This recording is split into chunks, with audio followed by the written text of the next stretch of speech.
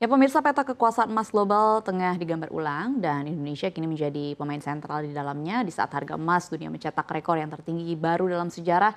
Riset CNBC Indonesia menempatkan PT Freeport Indonesia yang kini mayoritas sahamnya dimiliki negara sebagai salah satu dari 10 pemilik cadangan emas terbesar di dunia. Ini bukan sekedar angka di atas kertas ya pemirsa, tapi juga sebuah pergeseran kekuatan yang strategis di mana kepemilikan aset ini hadir pada momen yang sangat krusial, yang sangat penting ketika dunia tengah demam emas. Lalu apa sih yang mendorong harga emas terbang ke langit dan kira-kira apa yang membuat posisi Freeport jauh lebih penting dari yang kita bayangkan? Mari simak ulasannya dalam ini deretan penguasa emas global, ada Indonesia di salah satunya. Kita lihat ke slide yang pertama.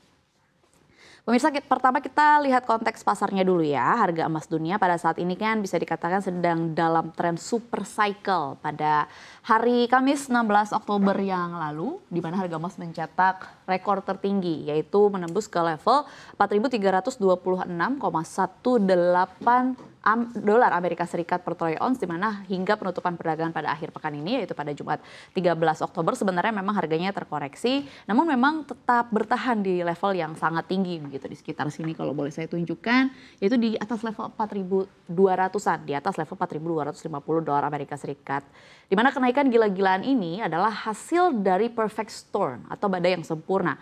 Yang satu dimulai dari ketidakpastian geopolitik global, mulai dari Timur Tengah hingga juga ketegangan dagang antara Amerika Serikat dengan China yang juga nggak kelar-kelar begitu ya, yang akhirnya memicu pengungsian modal besar-besaran ke aset aman. Yang kedua adalah alasan ekspektasi kuat bahwa The Fed akan memangkas suku bunga di tengah pelemahan ekonomi Amerika Serikat, sehingga membuat akhirnya dolar Amerika Serikat melemah dan emas akhirnya semakin menarik, semakin berkilau. Dan yang ketiga adalah faktor kunci lainnya adalah aksi borong besar-besaran bank sentral dunia yang semakin masif, di mana ini dilihat sebagai langkah strategis de-dolarisasi atau mengurangi ketergantungan pada mata uang dolar Amerika Serikat.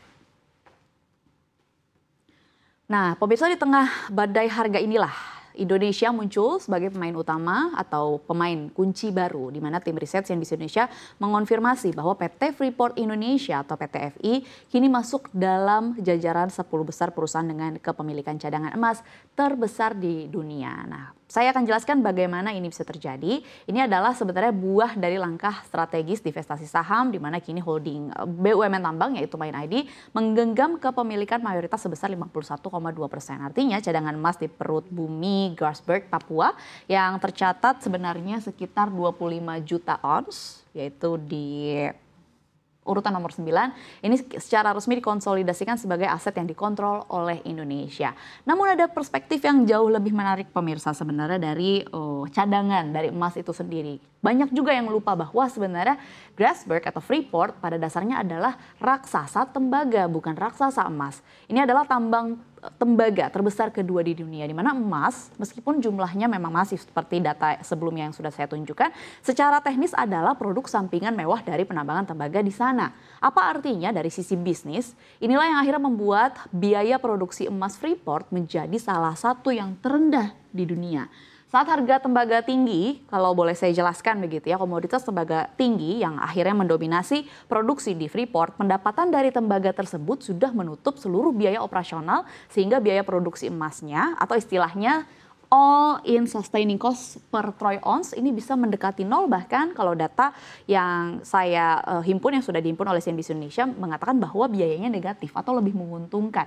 Dengan kata lain, PT Freeport Indonesia bukan hanya kaya akan komoditas atau cadangan emas saja, tapi juga merupakan salah satu produsen emas yang paling efisien dan juga paling profitable di dunia apabila kalau kita bandingkan dengan produksi-produksi yang lainnya yang sebenarnya secara cadangan juga cukup tinggi, namun biaya produksinya sangat tinggi juga begitu. Katakanlah rata-rata industri adalah di 1.400. Barrick Gold yang juga merupakan salah satu produsen emas yang paling besar di dunia begitu, tapi biaya produksinya 1.700. Newmont yang memang biaya produksi adalah 1.651. Jadi ini adalah sebuah perspektif yang sangat menarik untuk diketahui bahwa PT Freeport Indonesia merupakan salah satu produsen emas terbesar, tapi juga biaya produksinya sangat murah. Lalu di mana posisi Indonesia dalam peta global ini? Kita akan review lagi begitu ya. Peringkat puncak masih dipegang oleh para Titan. Seperti misalnya Newmont Corporation yang tadi juga saya sudah bandingkan begitu dari biaya produksinya dari Amerika Serikat di peringkat 1, kemudian ada juga Barrick Gold di peringkat kedua dari Kanada. Kemudian kita juga melihat nama-nama seperti ada Polius, kemudian ada Agnico Eagle Mines.